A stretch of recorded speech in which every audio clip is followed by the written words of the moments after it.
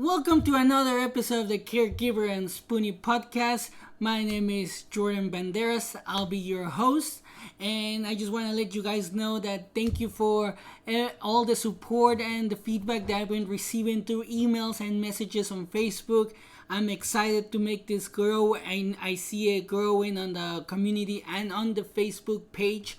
So let's keep this going because we want to show everybody that they're not alone when they're facing a health challenge or any type of challenge that they're facing right now. It could be mental or physical.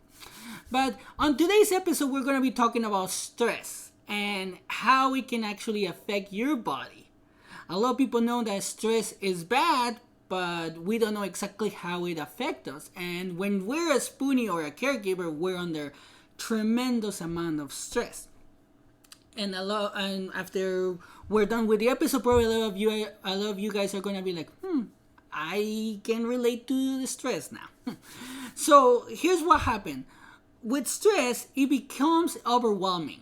Everybody has felt it at one point, and it is challenging because of your body's reaction. Like sometimes you can start shaking, you can start like sweating, so you don't want to deal with it because it's uncomfortable. Now, what is not understood is the emotional and physical response that stress causes on our bodies.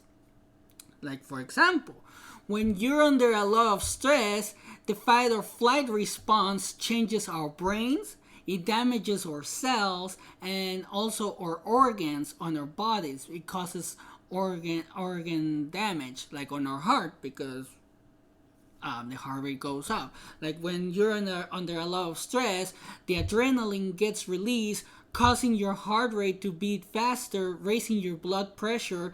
But in the long term, if you keep going to the same thing over and over and over again, it can cause hypertension, which obviously it's bad for you. It can also cause plaque buildup on your arteries due to the inner lining of your blood vessels not functioning normally. So it can cause major issues even on the it's a long-term effect pretty much. And that's something that we need to understand, especially, like I said, when we're caregivers and spoonies, we're under a lot of stress. Now, if we let this continue, especially with our hearts and things like that, it can cause heart attacks and even worse, strokes, which obviously you can die from, or you can have like a lot of issues coming out of that if you're able to make it through a stroke. Not a lot of people do, that's why I say that. Now, another interesting fact that I found while doing this research is how stress affects your gut. And this is something that I can relate to because I had a lot of gut issues, and I didn't know why until I started researching more about stress and how it affects our gut. One of the things that stress does to your gut is that it activates your autonomic nervous system. So your body or your gut is going to try to fight the sensation. So it's pretty much going to give you the butterflies on your stomach. But what's going to happen as well, and it's very interesting to me at least, is that your intestinal nervous system is going to start fighting it. It's going to start like kind of like, when you get all like cramps, when you get stressed and you get like cramps on your stomach, or you get like that like gut punch on your stomach, that's pretty much what your body is doing. It's reacting to the stress, and in the long run is not good because it actually disrupts how your body moves food through your gut. Now, a lot of people have gone to something like this where you eat, you're stressed, you eat, and then you feel like the food gets stuck and that you get heartburn. You get heartburn, and another thing is that you're gonna get heartburn and you're gonna start like burping the food that you just ate, and it feels horrible. Like that happens to me a lot. Now, another interesting fact, and this is where I can relate to you guys, where because of the adrenaline or the cortisol, it actually makes you hungry. You get hungry, so you're gonna crave comfort foods, something that has a lot of carbs, a lot of sugar, so you can replenish that energy. And that's what happens to me a lot when I'm stressed. I eat a lot. Like, I eat a lot. And my kryptonite right now is peanut butter cups. Reese's peanut butter cups. Now, I've been eating a lot of those because my wife, right now we're on the downswing of her health. So I'm a little bit stressed and I've been eating a lot and I've been getting pretty much what I just mentioned, heartburn and everything like that. So I have to watch it. We have to watch ourselves when we eat, why we're eating, why we're stressed.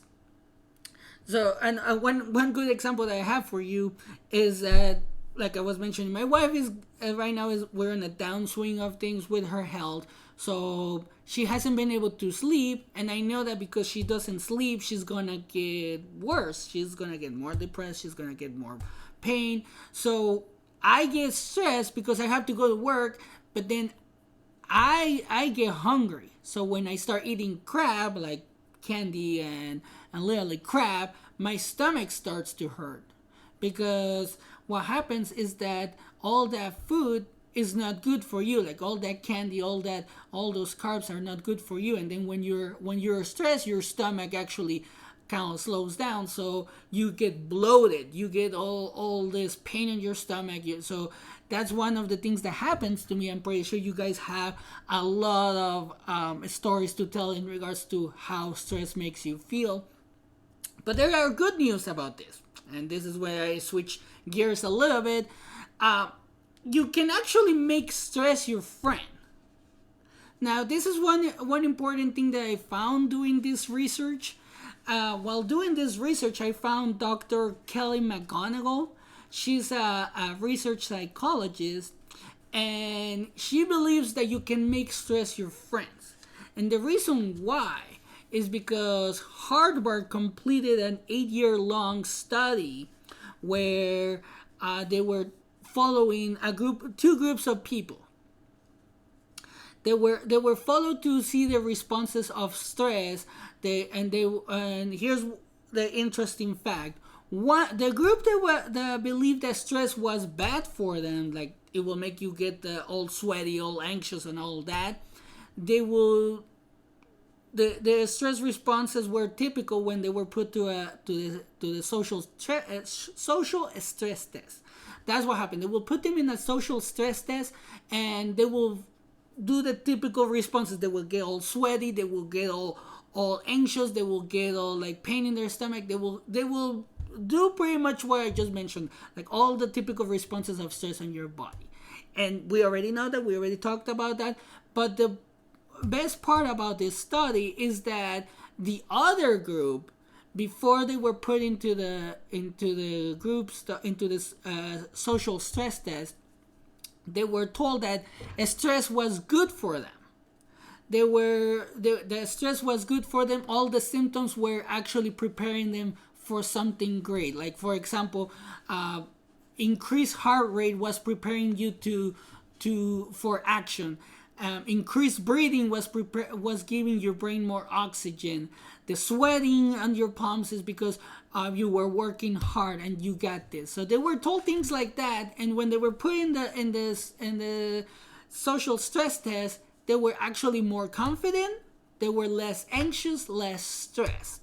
So I find that very interesting because stress does affect everybody, but it affects you the most depending on how you see it. If you see it as your friend, like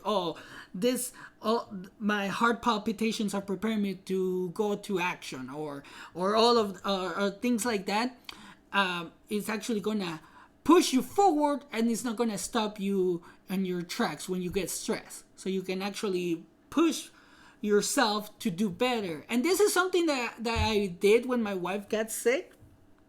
When my wife got sick, she was literally in bed. She was hospitalized, and I was stressed out of my mind. And I was suffering from all those symptoms. Like I was, my heart rate was beating fast. I was like having the butterflies in my stomach. I was doing all of these things, pretty much the typical responses. And then I had to calm myself down and pretty much tell myself, like, I got this. I know what I need to do. I need to work hard. I need to make sure that my wife is well taken care of. So I got this. and that's how I push myself forward. Like by reading this particular study of how people were told, like, oh, if your heart rate is beating faster, it's because it's preparing you for action.